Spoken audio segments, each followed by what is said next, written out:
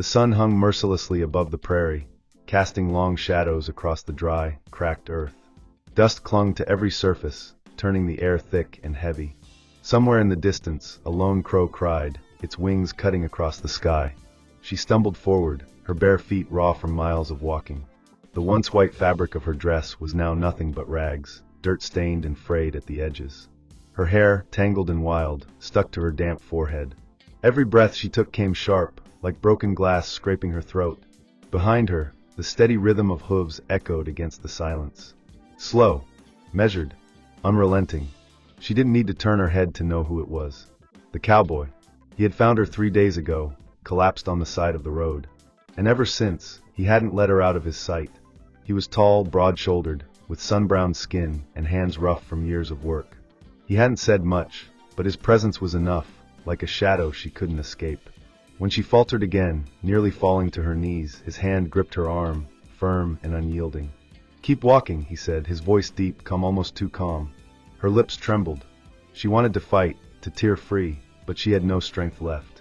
The prairie had drained her of everything, her pride, her dignity, even her hope. They reached the ranch by midday. Wooden fences stretched wide, enclosing horses that pawed at the dirt restlessly. A stable loomed ahead, its wooden beams weathered by sun and wind. The air smelled of sweat, hay, and old leather. He guided her toward a water barrel near the center of the yard. She leaned heavily against it, her arms trembling as she tried to support herself.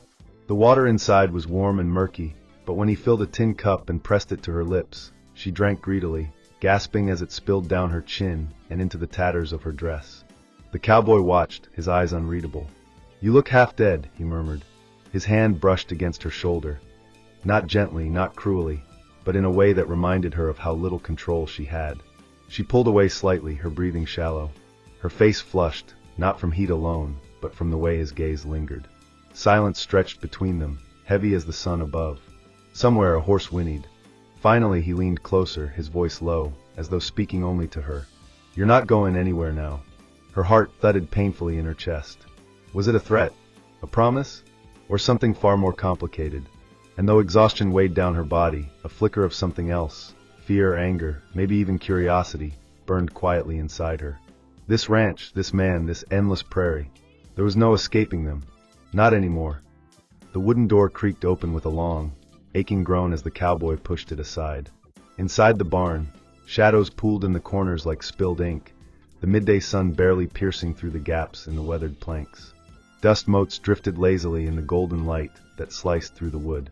The air was heavy with the scent of hay, sweat, and leather, with something older clinging in the background, something that spoke of years of work and secrets never told. He guided her inside with a light grip on her wrist. His touch was not violent, not gentle either, just enough to remind her who held the strength between them. Her pulse quickened under his fingers. When he let go, her arm dropped, and she swayed on her feet. Her body screamed for rest. Every muscle ached, her skin burned from the prairie sun, and her dress clung to her frame in tatters. The fabric was once soft, maybe even pretty, but now it was nothing more than rags. She pulled the torn edges tighter around herself, though they could no longer shield her dignity. The cowboy stepped away, grabbed a faded wool blanket from a crate, and tossed it in her direction. She caught it clumsily, clutching it to her chest like it was the last piece of armor she had. "Sit," he said simply, nodding toward a pile of hay in the corner. She hesitated. Pride whispered that she should resist, but her body overruled her. She crossed the barn slowly and lowered herself onto the scratchy straw.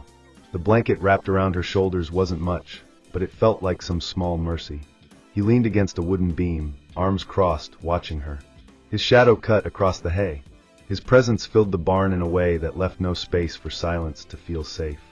"You ain't from around here," he said at last. She shook her head. "Name?" The word fell heavy in the air. She hesitated, lips dry, eyes darting toward the ground. Finally she whispered, "Clara." He nodded once, slow, as if weighing it. "Clara. I'm Elijah." She didn't answer. Her gaze wandered over the barn, the tools hanging on the wall, the ropes coiled neatly, the rusted horseshoe nailed above the door. Everything here belonged. She didn't. "You got family?" Elijah asked, his voice steady, unreadable. Her jaw tightened. "No, too quick. Too sharp."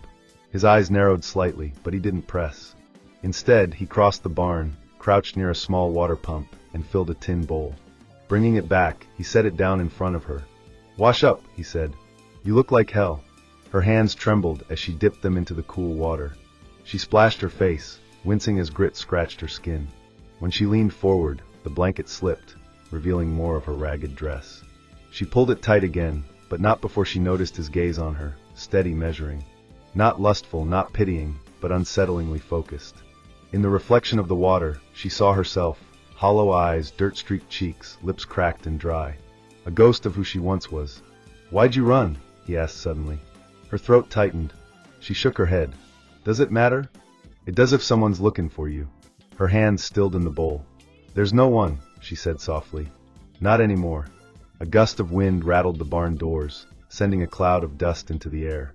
The silence that followed was almost unbearable. Elijah moved closer, squatting down to her level. His voice dropped, quieter now but sharper. "I ain't here to scare you, Clara. But this land, this life, it don't forgive weakness." She lifted her eyes, meeting his for the first time. The stare held her in place. His eyes weren't cruel, but they weren't kind either. There was something else, something that made her chest tighten. "I'm not weak," she said, her voice low, trembling but defiant. He studied her for a moment, then nodded once. "Good." He rose to his full height and turned, his boots crunching against the dirt floor. As he reached the doorway, sunlight poured around him, blinding her for an instant. "You can stay," he said without looking back. "If you work." And then he was gone, swallowed by the harsh brightness outside. Clara sat in the barn's shadows, the blanket slipping from her shoulders, her fingers still damp. The silence crept back in, heavier than before. She realized it wasn't empty silence. It was waiting, like the barn itself was holding its breath. The morning came too soon.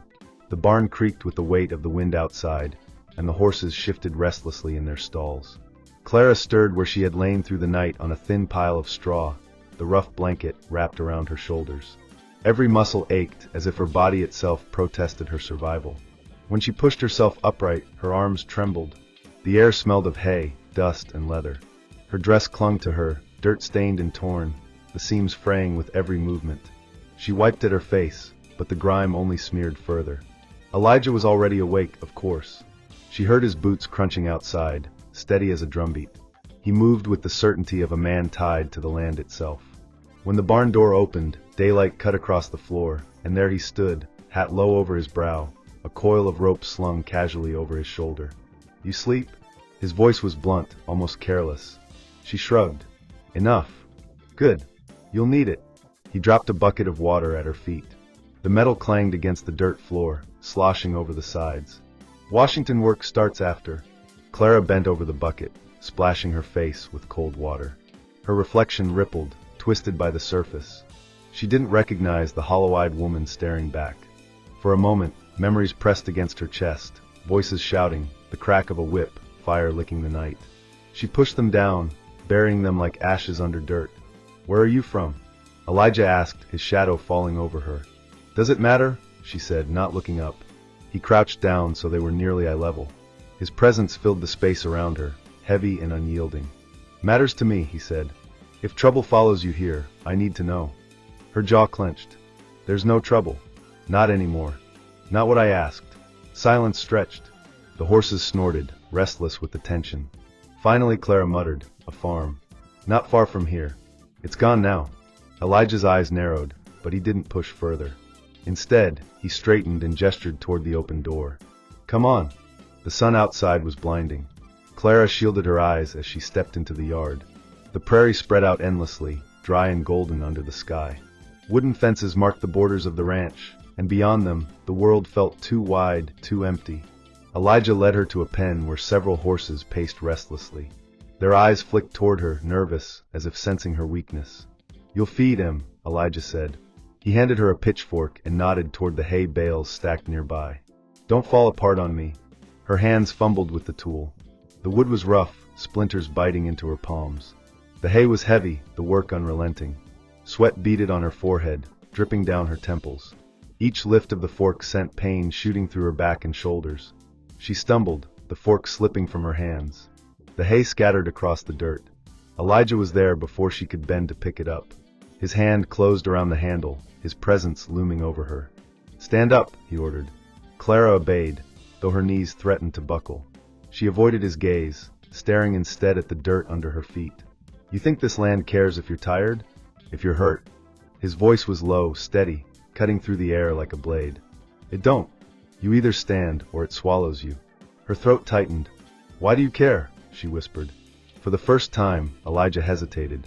His grip on the pitchfork eased, and his eyes flickered with something unreadable. Then it was gone.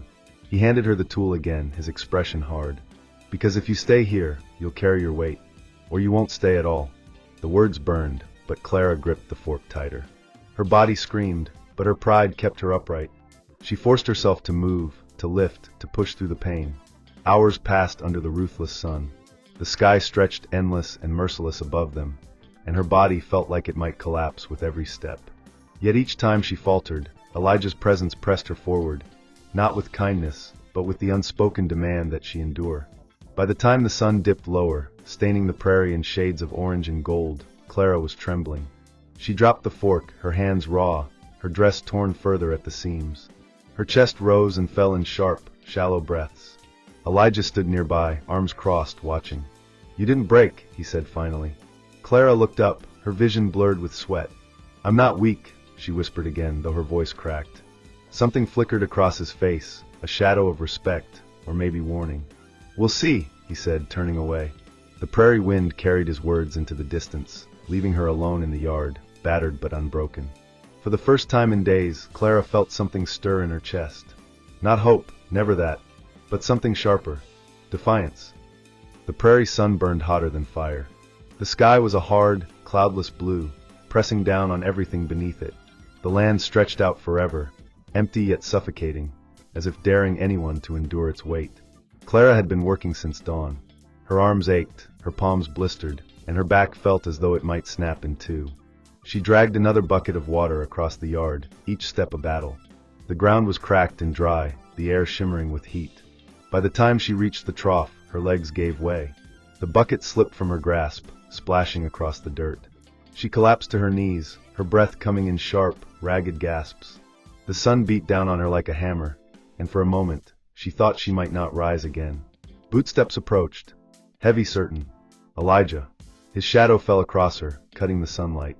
She didn't look up, but she could feel him there, his presence pressing against her like the sun itself. "You'll kill yourself working like that," he said, his voice low. Clara wiped her face with the back of her hand. "You said if I stayed, I had to work."